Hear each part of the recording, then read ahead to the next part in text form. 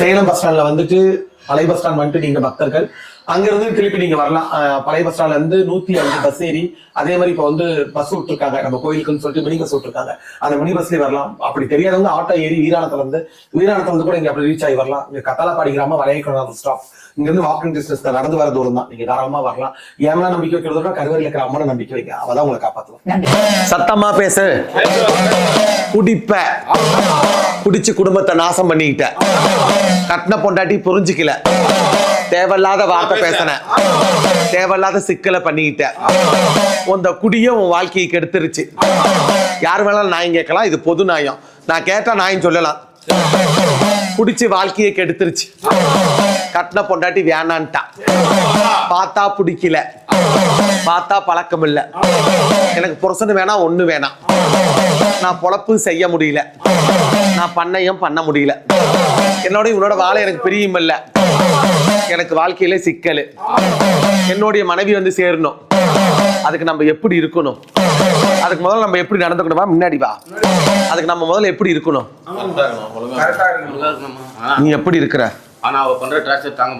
என்ன டார்ச்சர் பண்ணா, என்ன பண்ணா, டார்ச்சர் என்ன பண்ணா, யார் இடம் விட்டா, அது இடம் விட்டா, அதுக்கு யார் இடம் விட்டா, யார் அவனை கூட்டு வந்து விட்டது யாரு, கேளுங்கடா, யார் வேணாலும் கேட்கலாம்னு சொன்னால கேட்கலாம். ஏய் இப்படிதான் பண்ணாதீங்க நான் சொன்ன வாக்கு படிச்சுட்டு இருக்கும் போதே சத்தம் பண்ணாம நில்லுங்கம்மா. இப்போ இல்லம்மா, கல்யாணம் 2 வருஷத்துல இருந்து அப்படித்தாம்மா போய் இங்க பேச. எனக்கு அவன் தான் வேணும், நீ எனக்கு வேண்டாம், நான் உன்னோடய பொழைச்சிக்கிறேன், நீ கட்டண தாலி அவுத்துக்கோ, நீ என்னோட வாழ்க்கையில பிரியமில்ல, எனக்கு வாழ பிடிக்கல, எனக்கு விருப்பம் இல்லாத வாழ்க்கை, நான் இடைஞ்சல தேடிக்கிட்டேன், நான் உன்னோட இருக்க மாட்டேன்டா, உன்னோட பொழைக்க மாட்டேன்டா, நாம குடிச்சிட்டு கம்முன்னு படுத்துக்கிறோம், கட்டின பொண்டாட்டி என்ன பண்றான்னு பார்க்க மாட்டேங்கிறோம். ஒரு கவனம் இருக்கணும். 5 பொண்டாட்டி கட்டி கூட வாழுவானுங்க, ஆனா அந்த 5 பொண்டாட்டி கவனமா பாத்துக்கணும். அவன் தான் நல்ல ஆம்பளைக்கு அழகு. நம்ம குடிச்சுட்டு நம்ம பாட்டுக்கு படுத்துக்கிட்டு பொண்டாட்டி கேட்காம மட்டும் வேற ஒருத்தரை கொண்டு தப்பாவா. நீ தேவையில்லாதெல்லாம் பண்ணிக்கிட்ட. என்னைக்கு கல்யாணம் பண்ணி 3 மாசம் 30 நாள் ஆணிச்சோம், அன்னையிலிருந்து 2 பேத்துக்குள்ள பிரச்சனை, 2 பேத்துக்குள்ள கோளாறு. முதல்ல சந்தேகப்பட்ட, அந்த சந்தேகம் உண்மையானுச்சு. சந்தேகம் தானே பட்ட, நான் செஞ்சே காமிக்கிறேன்டா, நான் என்ன பண்றேன்டா, நான் எப்படி பண்ணி சத்தமா பேசுறா, நான் என்ன பண்ணி காமிக்கிறேன், நான் ஏது பண்ணி காமிக்கிறேன்னு 3 மாசத்துக்கு முன்னாடி வேற ஒருத்தனோட வச்சிருந்தா. சத்தமா பேசணும், சத்தமா பேசணும். கல்யாணம் ஆகி 3 மாசத்துக்கு முன்னாடி ஒருத்தனை வச்சிருந்தா, கேட்டுக்குங்க.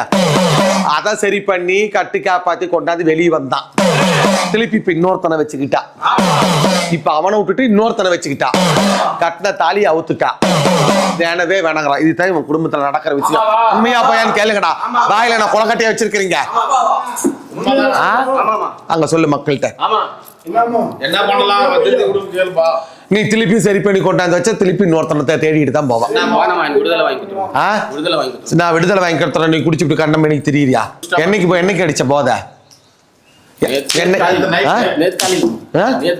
நாம வாழ்க்கையே நல்லா இல்ல, வாழ்க்கையே அப்படி பேசுங்க, வாழ்க்கையே நல்லா இல்ல. நம்ம எப்படி இருக்கணும், ஒரு வாழ்க்கையில செட்டில் ஆகிற வரைக்கும் குடிக்காம இருக்கணும்.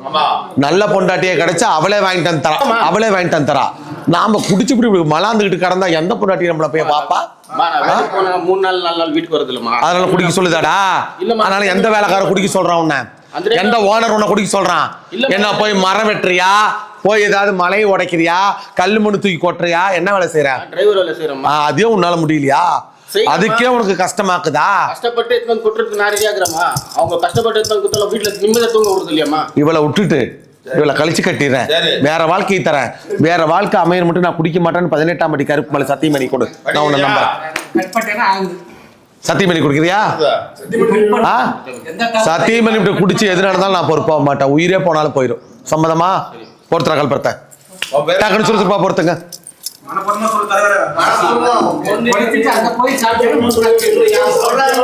உன் பேர் என்ன? உன் பேர் என்னடா?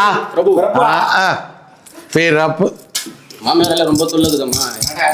ரொம்ப டார்ச்சர் பண்ணுவாங்க. முன்னாடி வண்டி போடு. சரி, அவ வந்து டார்ச்சர் பண்றா, நீ குடிக்கிற, நீ குடிச்சுட்டு இன்னொருத்தங்கிட்ட போறா, அது பரவாயில்லையா? என்ன ஐயா கேட்கறது, தப்பா ரைட்டா? இப்ப டார்ச்சர் பண்றான்னு குடிக்கிற, நீ குடிக்கிற இன்னொருத்தனோட போறா, அப்ப அது பரவாயில்லையா? அடாடே, அவங்க அம்மாவுக்கு எல்லாமே தெரியும்டா, அவங்க அம்மாவுக்கு எல்லாமே வாங்கி தராடா, அவங்க அம்மாவுக்கு தெரிஞ்சுதாண்டா அவளே விட்டுட்டு இருக்கிறா, பைத்தியக்காரா. நீ முதல்ல உன் வாழ்க்கையில ஒழுங்காடுறா. கட்டின பொண்டாட்டி நம்மளை பார்த்தா ஒன்று பாசத்தில் அடங்கணும், இல்லை பயத்தில் அடங்கணும். ரெண்டு அடங்கலாம் அவன் ஆம்பளையே இல்லை. ஒன்று பாசத்தில் அடக்கி வைக்கணும், இல்லை பயத்தில் அடக்கி வைக்கணும். நீ ஆம்பளையில குடிச்சுட்டு நீ வந்து கம்முன்னு இருக்கிற, எதுக்குமே பயந்துக்க மாட்டான் உன் பொண்டாட்டி. அதான் 5 கல்யாணம் பண்ணலாம், 5 பொண்டாட்டி ஒரே நிலையில வச்சு பார்க்கணும், அவன் தான் ஆம்பளை. கொடுத்தா நீங்க ஒரு 10 பேர், நீங்க ஒரு 10 பேர் போகல, குடும்பம் நடத்தட்டும்.